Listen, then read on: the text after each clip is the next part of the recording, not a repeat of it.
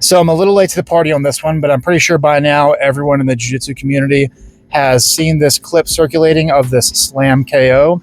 And I wanted to put my thoughts out there on this. I think they're probably going to be a little bit controversial, but I have some decent evidence, I think, to back up my opinions or claims on this.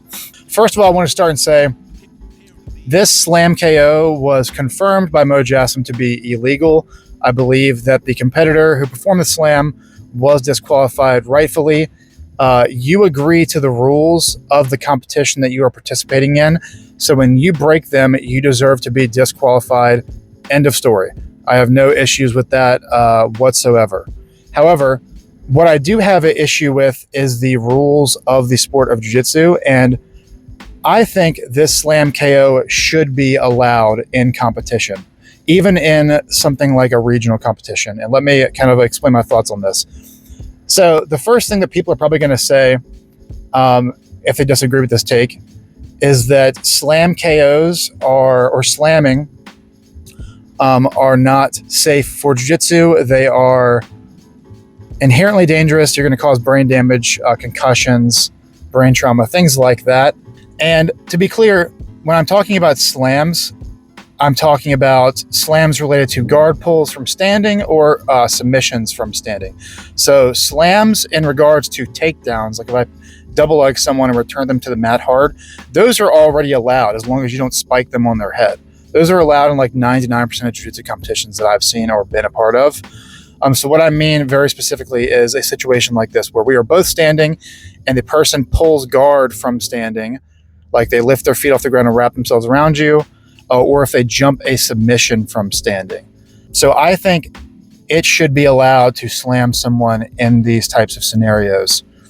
The first point I'd like to make is that from what I have seen, this is completely anecdotal, but I've seen way more injuries come from people pulling guard from standing or throwing flying submissions. Typically knee injuries or leg injuries. I see those way more often, and they're typically way more traumatic in nature. Like I've seen a girl get her knee, just a white or blue belt girl get her knee absolutely shredded from a girl jumping closed guard standing in person. This happens a lot in jiu-jitsu. I'm sure there's probably a million clips you can find on YouTube or Instagram of people getting their knees decimated from jumping closed guard or jumping flying scissor takedown. So I think it's pretty ironic or pretty hypocritical to say that we're looking out for like the health and safety of the sport when things like this are allowed, and they way more often lead to devastating catastrophic injuries. Like concussions aren't great. Obviously if you're getting a lot of concussions, but how many people do you know that get slammed like often in jiu-jitsu? Like, no, it doesn't happen that often.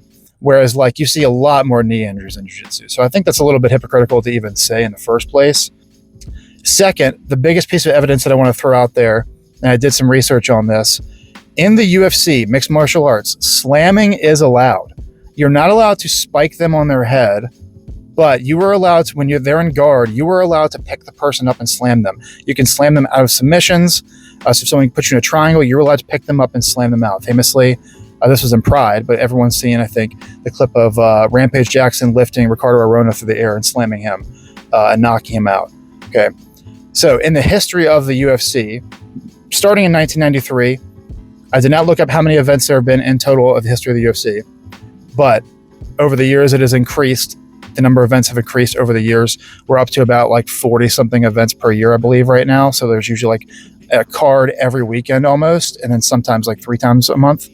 So 1993 to 2026, there have only been 16 slam KOs in the history of the UFC.